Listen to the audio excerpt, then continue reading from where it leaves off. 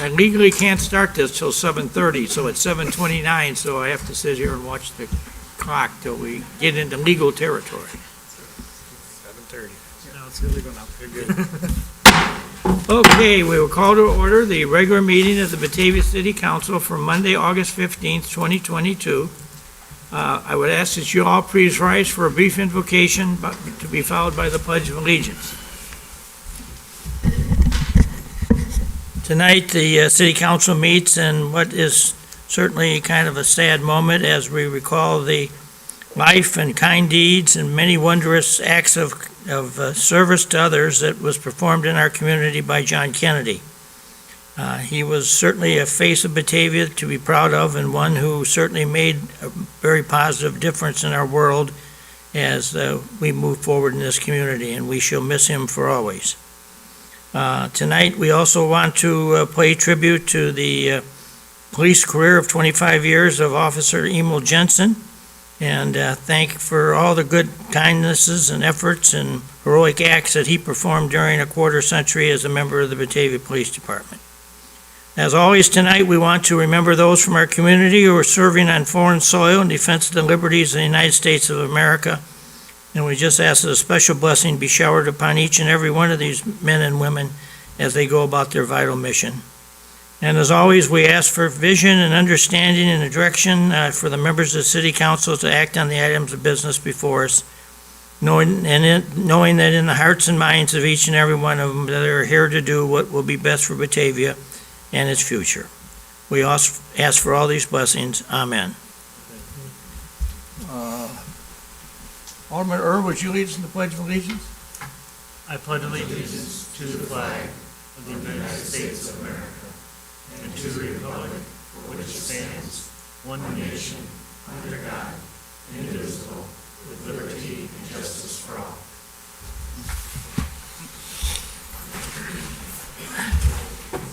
Yes, the city clerk to please call the roll. Miller. Here. Rosado. Here. Beck. Connolly. Here. Chanzit. Here. Wolf. Here. Solfa. Here. Barron. Here. Lehman. Here. Ayazi. Here. Malay. Here. Ewer. Here. Cerrone. Here. Vogelsinger. Here. 13 of 14 present, Your Honor. Let the record reflect that we have the necessary quorum to conduct business. Moving then to item number 4, which is a reminder from the chair that if you're going to speak to us tonight, we ask that you come up and use the podium because this is all being recorded and broadcast on BATV. And if you don't talk into the microphone, many times the people watching on TV don't hear what you're saying. So it's pretty imperative that we get everybody to speak. As you can see, each member of the City Council has a mic at their desk, so we're heard, but sometimes the audience isn't, so we're always watching out for that. I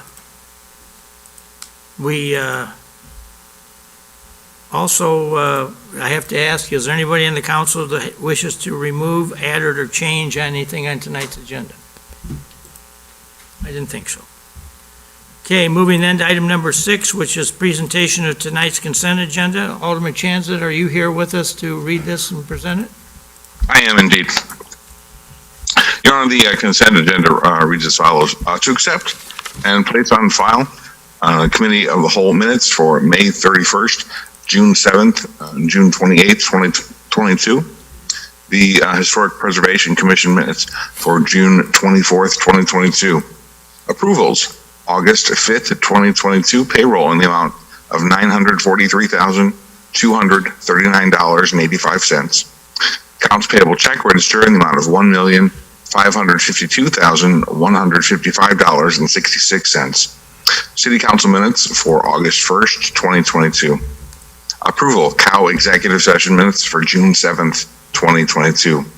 Resolution 22-84-R, appointment of the Freedom of Information Act officers. Resolution 22-83-R, authorizing the purchase of 5 bike tool stations for an amount not to exceed $9,609.45. Ordinance 22-39, proposing the establishment of an SSA number 69 in the city of Batavia and providing for a public hearing and other procedures within the Winding Creek subdivision. Your Honor, I would move that we approve the consent agenda as read. Second. Moved by Alderman Chanzat, seconded by Alderman Sofa for the approval of the consent agenda as presented and read. Chanzat. Aye. Wolf. Aye. Solfa. Aye. Barron. Aye. Lehman. Aye. Ayazi. Aye. Malay. Aye. Ewer. Aye. Saron. Saron. Vogelsinger. Aye. Miller. Aye. Rosado. Aye. Connolly. Aye. Second Saron call, is an aye Saron. also. Saron, thank you. 13 yes, no, 1 absent. The consent agenda is approved by a vote of 13 yes, no nos, and 1 absent. Okay, item number 7 is matters from the public for items that are not on the agenda. This is a point on the agenda where the public has the opportunity to come and address the city council on something that may be of concern. Do we have somebody in the audience this evening that wishes to address us? If you'd come up, please, and give us your name and address for the record, and then tell us what you'd like to tell us. Hello, my name is George Sloan. I live on Appleton Drive in Batavia. All right. So what I'm here to talk to you about tonight is to make you aware of an outdoor social club that we've had in Batavia for the last 4 years that you may not be aware of, but it's called Energy City Cube. Passed around some pamphlets for what Cube is about and some basic rules, which I can briefly go over. Yeah, we've been here for 4 years, and I'll kind of explain a little bit more about the sport. It's very similar to bags or horseshoes. You're outside. It's a kind of a one-armed sports game where you're attempting to knock over blocks of wood with other blocks of wood. And Mike here, one of our newest members, is kind enough to bring some of our game pieces with us. You have the baton, and that's used to throw at different cubes, blocks of wood. And at the very end, you knock down the king in the middle. So I'll go over that in a little bit. But first, I just want to give you a quick history of our club and how we came about and what we're all about. So basically, my daughter had moved to Milwaukee, and I was reading the Milwaukee Journal, just trying to learn a little bit more about the city. And I came across this article about this Cube National Championship in Eau Claire, Wisconsin. And as I read the article, I thought, wow, it sounds really like an interesting sport, you know? And so I shared it with my 5 good friends in Batavia, and they were like, great, we should start this right away, And so we went out and we built our own set, and then we talked to the Batavia Moose, and they were kind enough to let us start a league there that year. And so what started as me turned into 6, quickly turned into about 20 people getting together every week to play. And within that first year, we started our first tournament, which we hold in Batavia every year at Ingstrom Park. We've held it there for this will be our 4th annual tournament coming up.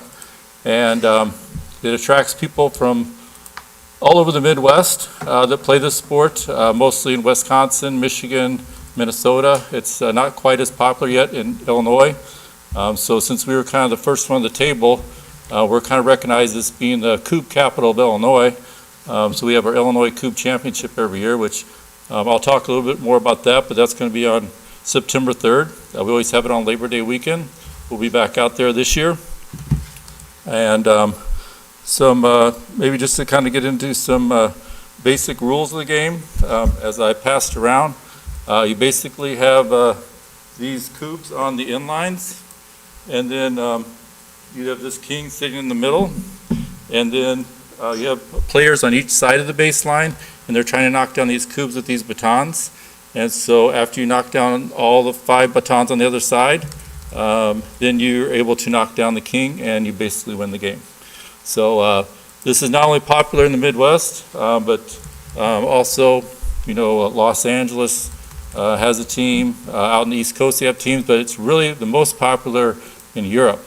They have all the best players in Europe.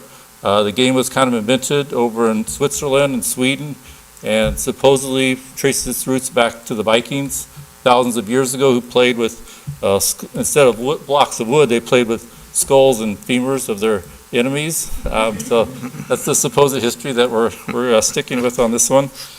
But more about our tournament coming up that I want you to let you know about. This track's about, we'll probably have about 30 teams for the tournament this year. And each team consists of 2 to 3 players per team. So we'll have about 100 people here in Batavia. They'll come here, they'll, spend money in town, they'll stay in the area, they'll go to our restaurants. We try to support all the local Batavia businesses for preparing for this tournament. We use, Con Printing, we use Black Cactus Print Shop. We're going to have our Friday night social at the Sidecar Supper Club the night before. So that's just a great event that I don't think a lot of people in Batavia know about. So that kind of leads me to kind of an ask. Since I have the forum, I guess I can ask for something. We'd just like to probably work with the city to see how we can promote this, what we think is an awesome sport, so more people know about it in Batavia and more people can participate. And possibly what we have is 100 people can grow to 200 or even more. I would say Eau Claire, Wisconsin is the #1 club in America, followed by Beloit, Wisconsin, St. Paul, Minnesota, and then right now we're sitting at probably about #4. But there's a lot of potential here in the Chicagoland area to bring people in here to make the club even bigger.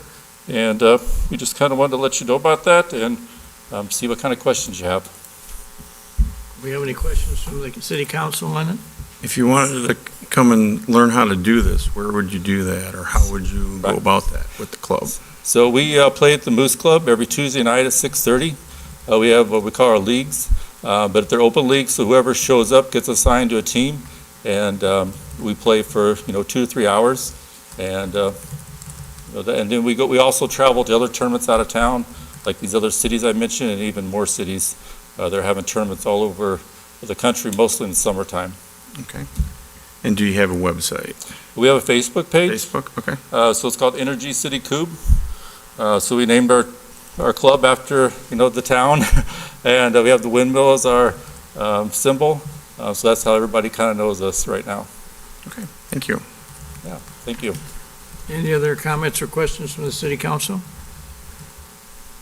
I would just note that I don't believe when you're at the Moose, you are physically in the city of Batavia. True.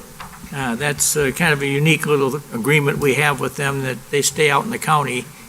The building does, but we've annexed a lot of Moose Art now, and that's all planned for future redevelopment. And so, but when you're in Engstrom Park, you're clearly in the city there, so, and it doesn't really make any difference. I'm sure, now that you're here talking to us in public about this, I wouldn't be surprised that our Neighbors Magazine, or we can maybe get you a little blurb on our city webpage or something to tell people that you're out there and you're looking for new members and a little bit more about you. I certainly think it's a meaningful adventure for some people to do this, so I would think you would gather some interest in Batavia to want to come out and participate with you. Thank you. So thank you for coming down and sharing with us what's going on. I'll come out myself and watch you some night. I quite honestly, I've never seen it actually performed. So. Yeah, it's easier to play than explain. And, it's hard to explain the rules. It's easier to show and participate. Right. But, Well, good. yeah, So- Tuesday nights at the Moose. All right, very good. Thank you. Thank you. Thank you. Do we have anybody else that wishes to address us this evening? Okay, well, thanks you all for coming. The next item on the agenda is item 8, which is a presentation recognizing Emil Jensen for his 25 years of service as a Batavia police officer, and Deputy Chief Flowers is here. You want to go up and use the, I know you got a little thing to read. Mayor, sorry to interrupt. This is Abby. I just joined. Thank you.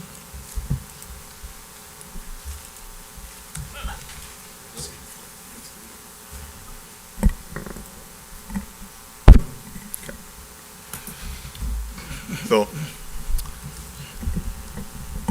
with a heavy heart, I announce Emil Jensen's retirement. He's had a very distinguished career with us, and we're going to miss him dearly.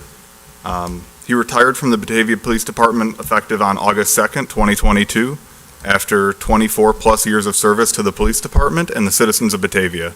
He came to the department after having served in the U.S. Navy as a medic. During his tenure with the police department, Emil served in a variety of capacities within the patrol division, including evidence technician, emergency vehicle operations training instructor, field training officer, and as an officer in charge. Emil's service career was also distinguished through recognition as a master patrol officer. He has also been the recipient of numerous letters of appreciation and recognition throughout his career. In 2008, he was the recipient of the department's Medal of Valor and was a Kane County Officer of the Year Award nominee for his involvement in disarming a deranged subject who was threatening to stab his elderly parents. The members of the Batavia Police Department wish Emil the best of luck in his retirement and in his life after law enforcement. Congratulations.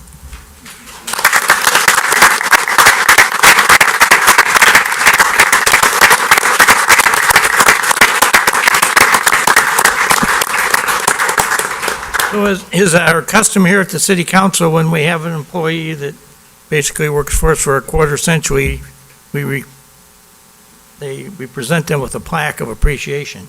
So we have it here from the city of Batavia. Emil S. Jensen, patrol officer, in appreciation of 24 years of dedicated service to the citizens of Batavia and the Batavia Police Department, September 11th, 1997 to May 19th, 2022, and signed by myself as the mayor. So Emil, thank you very, very much.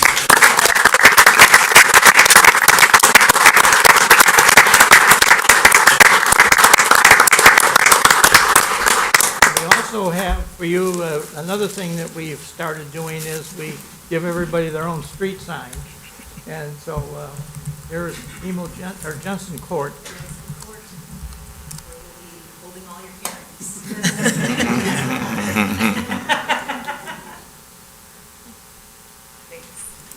So would you like to make any comments?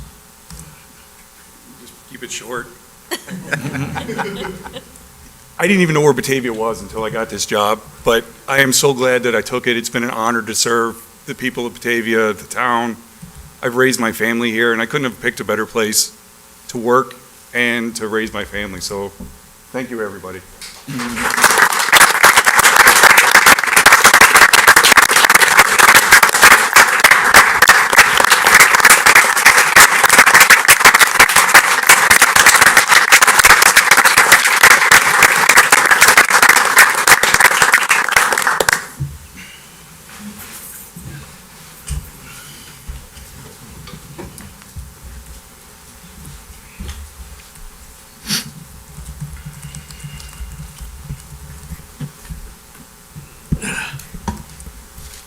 Okay, we'll move to item number 9, which is a proclamation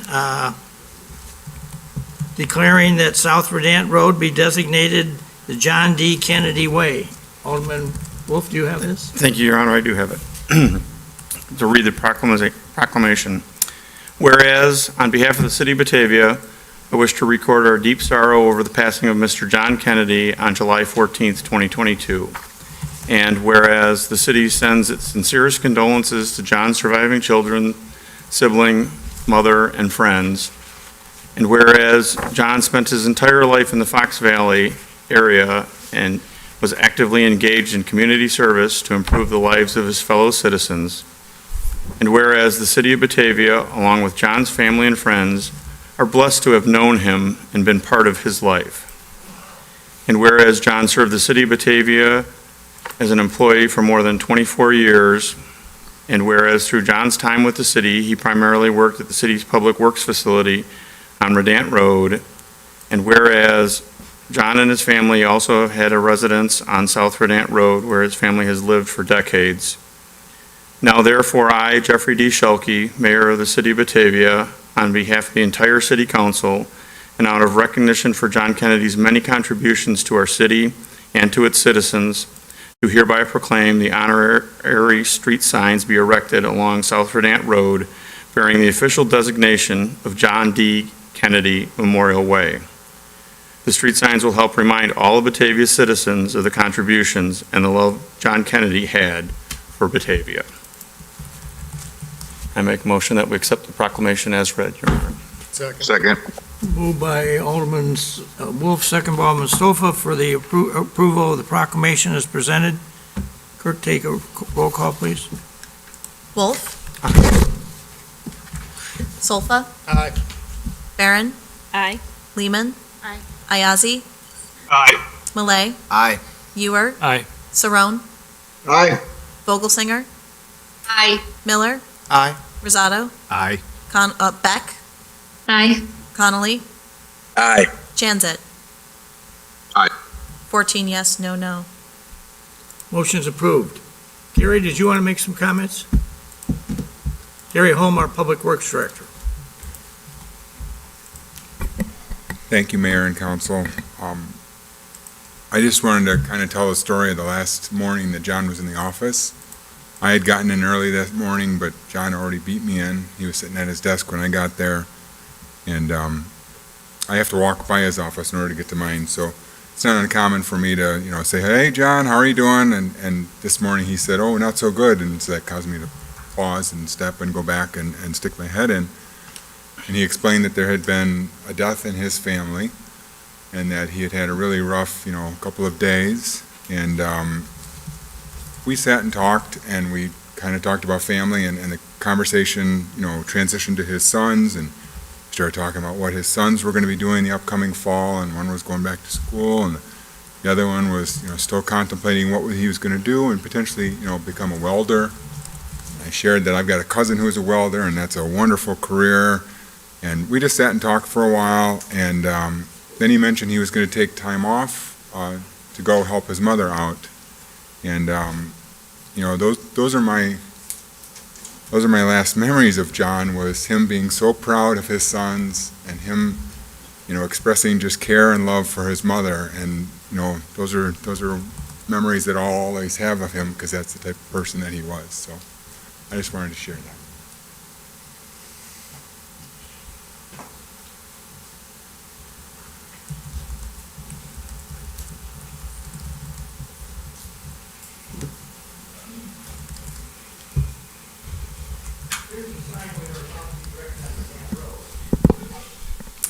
And we'd like to invite John's family and friends to join us up front right now and to take a picture with this sign here in this room. It's a memory of today.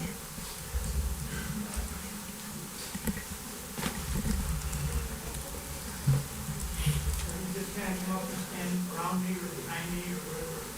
Want to get the picture of the sign.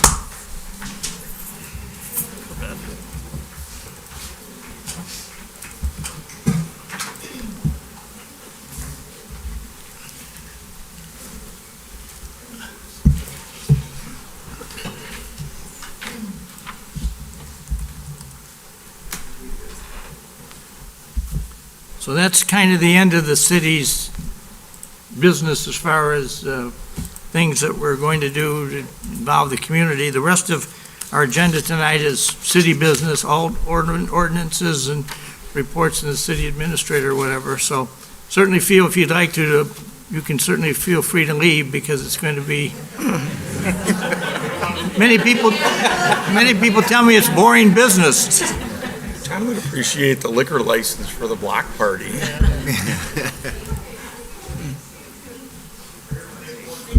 Thank you.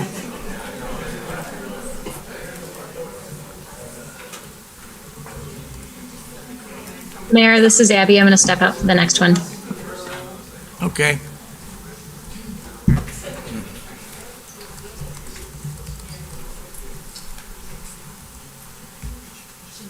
Okay, we will move to item number 10 on the agenda, which is the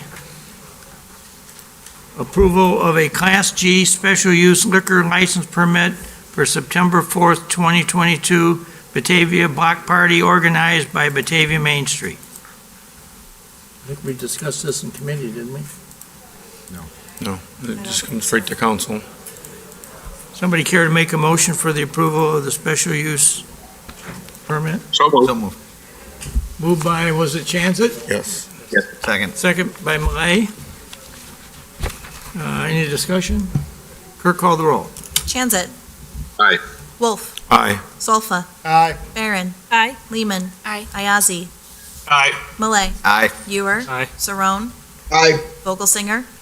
Aye. Miller. Aye. Rosado. Aye. Connolly. Aye. 13 yes, no, 1 absent. Motion's approved. Thank you. Okay, moving then to item number 11, which is the Main Street report, and we're very honored to have the Executive Director, Beth Walker, here, so turn it over to you. Hi. So last month was a little bit challenging with all the weather issues, but thankfully both of our big events, we had cocktails in the park and dinner table. Both had rain issues, but amazingly the weather cleared for both, so it was a great event. We had great volunteerism for that. Cocktails in the park, we had about 256 hours with 44 volunteers, and dinner table, we had 244 hours with 61 volunteers, so those were great events. We don't have the final numbers, we're still waiting for some expenses to roll in, but those were really good, so thank you to the city for all your support with those events and everybody who came out to volunteer. Now we're working on Block Party, which is September 4th, 9 to 4.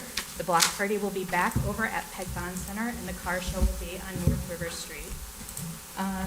Boardwalk shops are doing well. They're having a back-to-school luau this Friday, and that's 4 to 7. They'll have music, hula hoop contest, just a bunch of activities for families. Their sales in July were good, just about the same as June. They were right around $63,000 with a total sales purchase number of 3,371 purchases overall. Thank you to the city for funding the Shop Small Saturday video promotion. We've had really good reception to that with the businesses, and the filming will start in the end of the month and go into the beginning of September. Other upcoming events, we have some ribbon cuttings this Friday at Shumway Studios, 4 o'clock. They're having their anniversary ribbon cutting. Wednesday, August 31st at 4, Farm Dog Flowers will have their ribbon cutting. And then on September 6th, Tuesday, Red Hive Market will be having their expansion ribbon cutting at 3 o'clock. And that's about all that's going on with Main Street. Any questions for Beth? I just want to commend you and your leadership of Main Street over what has been a very challenging summer season, specifically as it relates to the weather. You've got some very unique ability with the weather, though. I got to tell you that,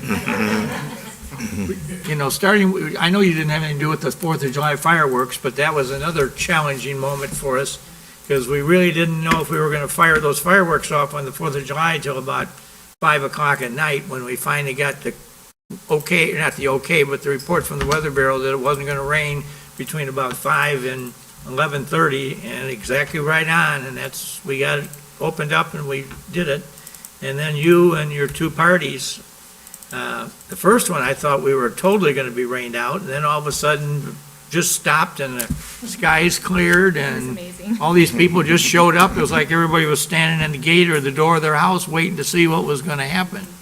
And then certainly the party in the street, that, again, was almost identical situation. And, you know, the weather just changed right when it needed to. In another half hour, I think you would have been challenged to whether or not you were really going to be able to do that. So you got the weather or somebody up there on your side, so I appreciate what. Definitely what- felt that way this Must year. must be the good things you do for the community and the kindnesses you show, because you certainly have had a very challenging year that you've overcome all the challenges. So thank you for your great service. Well, thank you.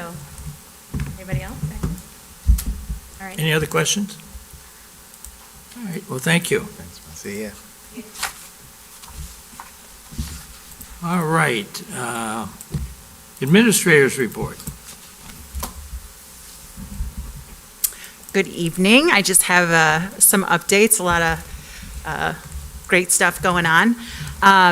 The city of Batavia is planning to participate in a nationwide program that's called Move with the Mayor. And so we are currently in our planning stages. Move with the Mayor will happen from September 1st through October 15th, and it will be an opportunity to get out and enjoy the community, get a little exercise, and Mayor is promising us that he was going to give us a historical tour of downtown. So we're putting that event together, and we'll have more for you on that in the coming weeks. Community and Economic Development are very busy as usual.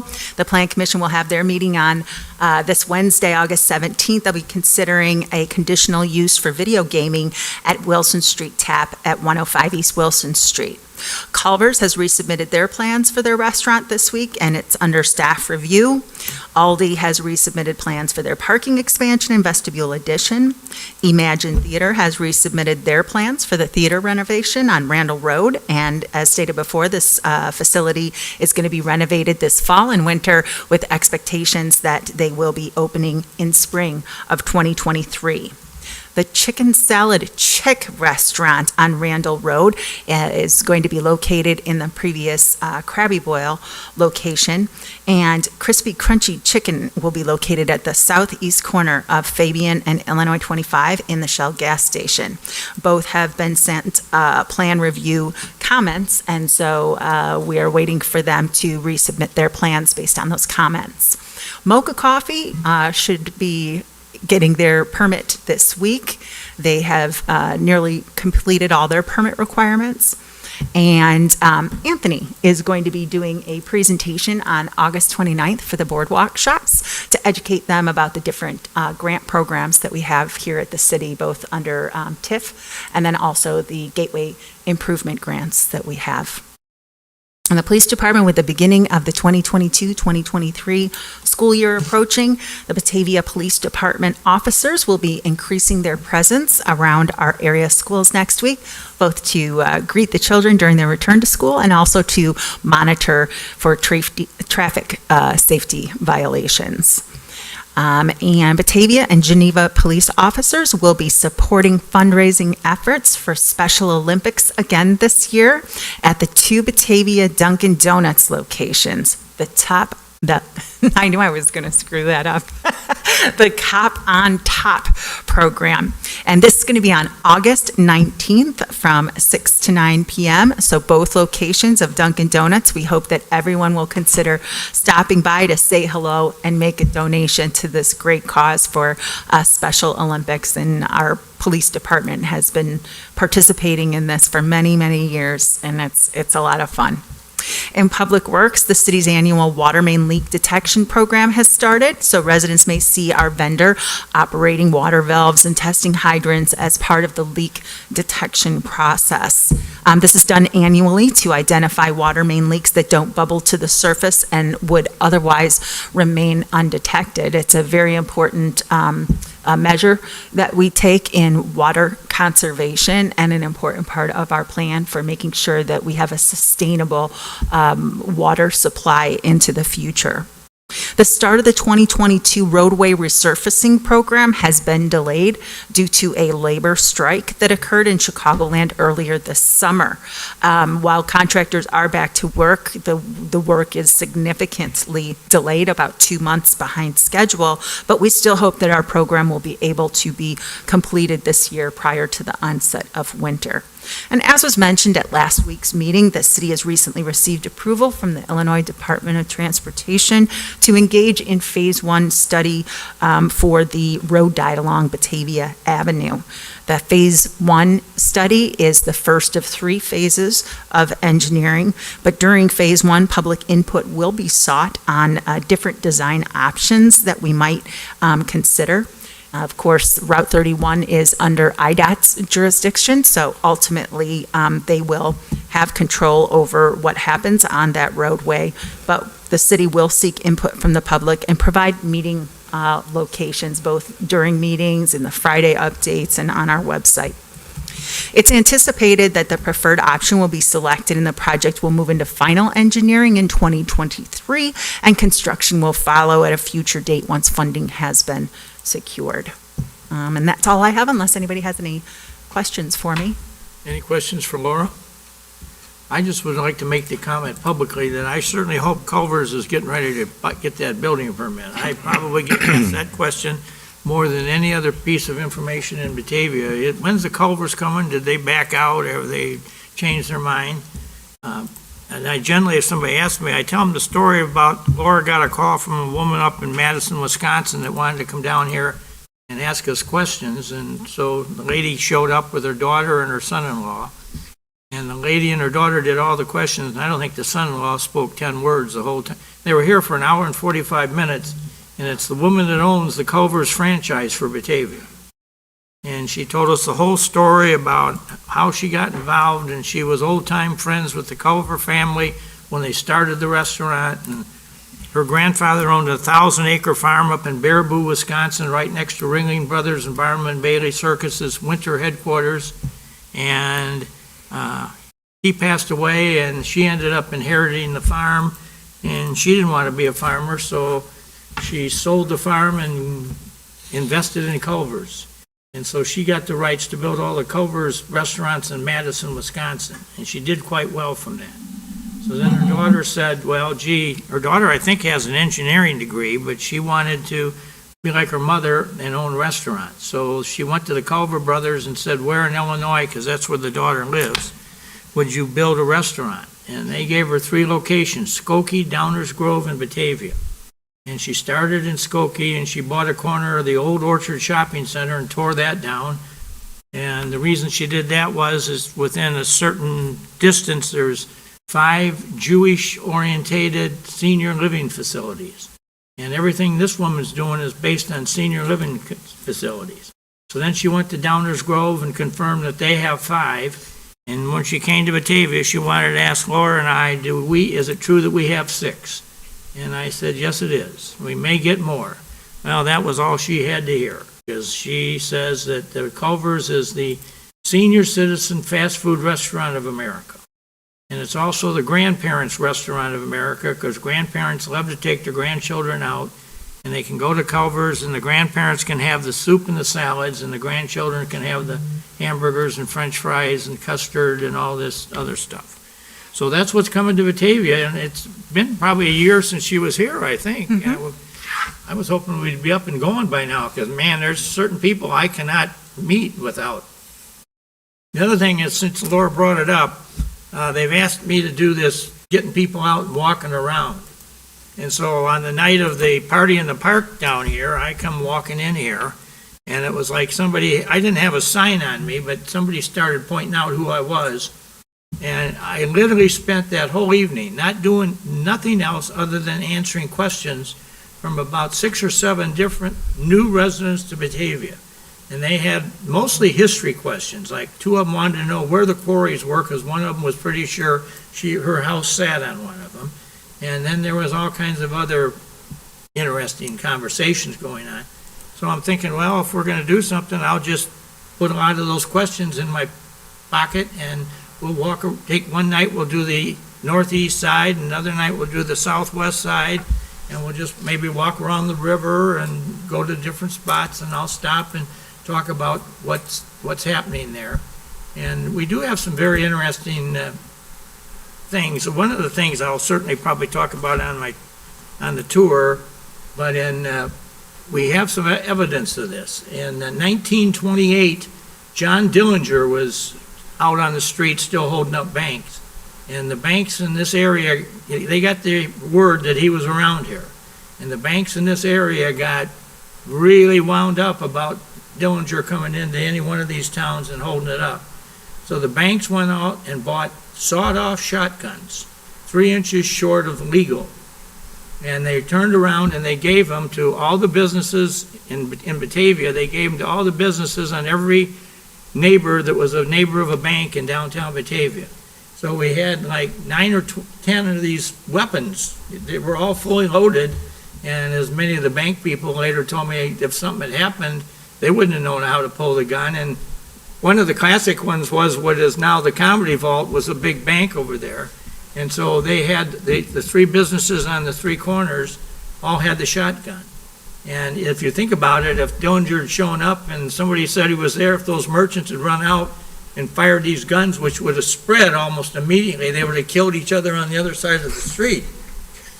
But, I mean, fortunately, nothing ever happened. But I do have a picture of one of our prominent Batavia citizens who now owns one of these guns, and he's agreed to let me take his picture. And I'm going to do a thing at the library for Book Between Bites. I think it's on the 17th of November, and I'm going to do a series of stories about Batavia never reported, or however, Batavia Untold.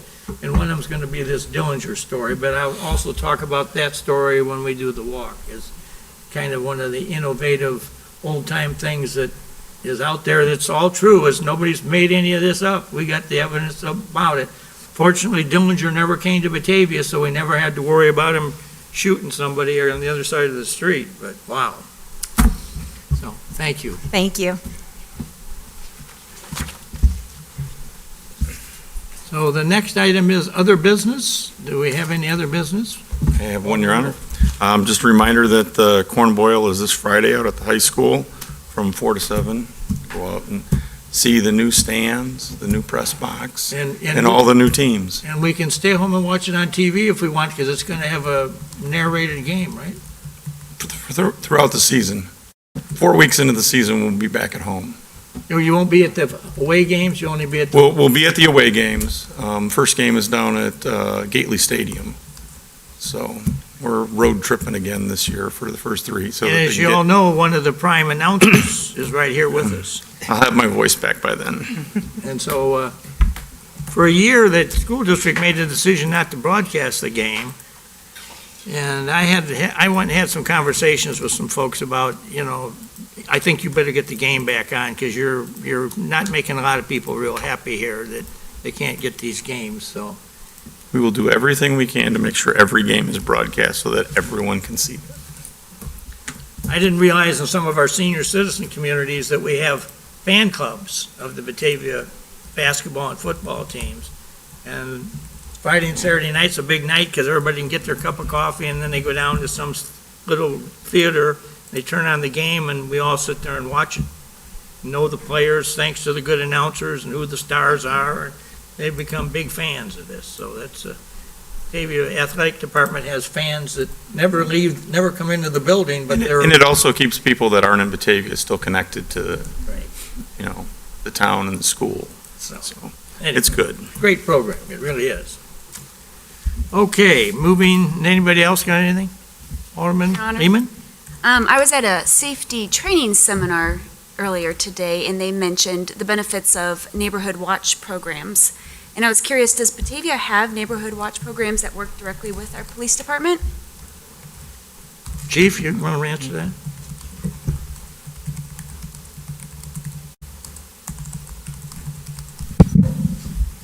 Generally, neighborhood watch programs are organized and run by the neighborhoods themselves. The police department is more than willing to facilitate conversations and to work with them to give them safety tips and kind of help them through it. I also believe that there is the potential for signage to be posted if that was something that they were interested in, and that's certainly something that we can look into more. Currently, I'm not aware of any neighborhoods participating in a neighborhood watch program. So maybe you can get a couple going for us. It's a great idea. Thank you. Anybody else? Okay, moving to 14, the mayor's report. I've already kind of spewed my comments, but one thing I would like to do, as I asked Chief Flowers earlier today if he would be so willing to, we've had some very interesting calls to the Batavia Police Department in the last few weeks. And so much of it seems to be coming at us over technology, computers and whatever. And today I got, looking over the police reports from the weekend, we had, I think it was 2 different Batavia residents who had somebody go out in California or something and open up charge accounts for them that ended up being thousands of dollars. And these poor folks didn't have any idea that anybody was out there till they started getting the bill. So now if we've gotten involved with it, and I don't know, I guess they can stop trying to charge the folks because they didn't know they were the victim, the people that, but we've had so much of this recently. It's troubling to me that so much of this is coming kind of in a situation where you can't really grab anybody or arrest anybody because it's all coming over the computer at them. And these people turn this on and they see something, or they get called by somebody, and the first thing they hear is, give me your credit card number or your social security number or whatever, and people are willingly doing this. And I've read some earlier reports. I believe there was one person that was touched for like $90,000, and there was another one that was touched for like $7,000. And these folks are just waltzing in here and bamboozling, tricking these folks into giving them information. So, Chief, you want to talk a little bit about that? Yeah, absolutely. You asked me to share some information regarding some of the various fraud and identity theft that we see on a regular basis. It's plaguing, as he said, not just the citizens of Batavia, but society as a whole. Here in Batavia, we continue to see citizens suffering from some sort of identity theft, or they're deceived into giving up money or sensitive personal information. So many identity theft cases are caused by situations that are kind of out of our control. A business that you legitimately do business with that has your personal information is breached and your information is compromised. But there's other times where citizens may unknowingly provide personal information to an illegitimate source, thinking that they're dealing with a legitimate business. So while this isn't the venue for me to go into specific detail about each individual type of scam, there are some things to be aware of to help avoid becoming a victim of identity theft, and I'd be happy to share those now. First and foremost, be extremely wary of unsolicited communications from companies. This includes phone calls, emails, even text messages. A lot of these communications will come in and they'll look to be from a legitimate business, like they'll have Amazon's logo or Apple's logo or something associated with it, but there are certain things to look for and verify before you start giving out personal information to these companies. You always want to be diligent in verifying the authenticity of the company or the offer before engaging in any business with that company, and verify the source of any call. One easy way to do this is to disconnect the phone call and then call back that organization at a verified number that you're able to find on the internet for that company. So if you do get a phone call and you're not sure whether or not it's legitimate, say, hey, I've got to let you go, but I'll call right back and I'll resolve this issue. And then you can call that company back and you can ask them, is this, is there a problem with my account? Are you guys trying to get in touch with me? And more than likely, they're going to tell you that they're not. Another thing that we've seen is people gaining remote access to your computer. Usually this is done because you're giving them permission once they've talked to you on the phone and talked you into doing this. So don't provide remote access to your computer unless you're certain it's for a legitimate purpose. Be wary of any deal that sounds too good to be true. It usually is. Don't pay or provide money in gift cards. Legitimate companies are never going to ask for payment in gift cards. Unfortunately, we do have residents who will go to the store and purchase various gift cards and provide the numbers on the back of the gift cards to pay some sort of debt that they're afraid they've incurred. And that's always a big red flag that this is probably a fraudulent individual that you're dealing with. If you have questions, you can always call the police department or a trusted family member if you're unsure about the source of a call, text, or email. And certainly call the Batavia Police Department to report any fraud or any fraud attempts. And you can also use the Federal Trade Commission's online reporting website to report fraud to them as well. Thank you. Thank you. So hopefully you've all heard that, and hopefully a few people hear it on BATV, because, I mean, it is the real deal going on in Batavia right now, and I just think that we are a nice, honest town, and we become a target, because they think, well, these people, most of the people there have a job, and they have credit cards, and they have money, so let's go after this group, because maybe some of them won't be smart enough to realize what we're trying to do here. And it's happening. I mean, I've read the reports, and it's a sad story. Okay, I guess the next thing we want to do is go into executive session for a discussion of litigation. So I'd ask for a motion that we go into executive session. So moved. Second. Moved by Alderman Wolf, second by Alderman Malay for executive session. Clerk, call the roll. Just a moment. Wolf? Aye. Solfa? Aye. Barron? Aye. Lehman? Aye. Ayazi? Aye. Malay? Aye. Ewer? Aye. Saron? Aye. Vogelsinger? Aye. Miller? Aye. Rosado? Aye. Beck? Aye. Connolly? Aye. Chanzit? Aye. 14 yes, no absent. Take a